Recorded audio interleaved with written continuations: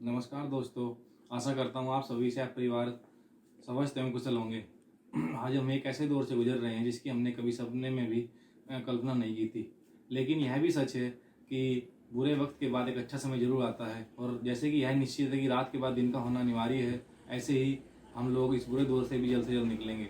और मैं ईश्वर से प्रार्थना करता हूँ कि हम लोग इस बुरे दौर से जल्द निकलें और अपने लक्ष्य की ओर आगे बढ़ें।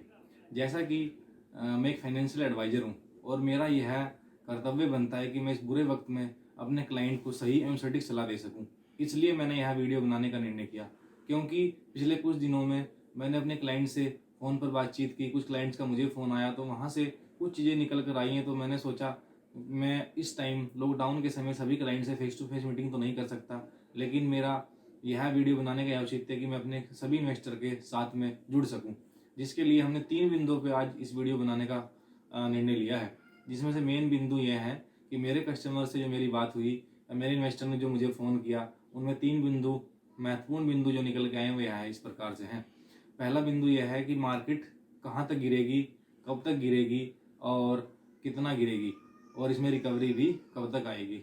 तो मैं फाइनेंशियल एडवाइज़र होने के नाते आपको यह सही सलाह देना चाहता हूँ कि इस मार्केट का कोई भी एक्सपर्ट नहीं है जो इसको ये बता सके कि मार्केट कहाँ तक गिरेगी, कब तक गिरेगी और कहाँ से रिकवरी आएगी।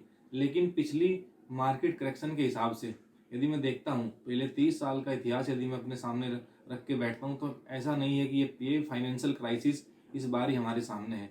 इससे पहले भी पिछले 30 साल की मार्केट करेक्शन के हिसाब से कम 10 से 15 बार यह क्राइसिस हमने झेल चुके हैं। हम इस क्राइसिस को अपने सामने रख के बैठते हैं तो यह हमें ज्ञात होता है। उससे एक टैगलाइन निकल के आती है कि correction is temporary but growth is permanent. इसको मैं दोबारा फिर से दोहराना चाहता हूँ, correction is temporary but growth is permanent.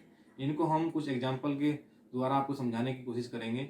इससे पहले सन 1992 की यदि हम बात करते हैं, 28 साल पहले की, तब हर्षद मेहता स्कैम हुआ था और मार्केट में एक साल में लगभग 57% की करेक्शन आई थी।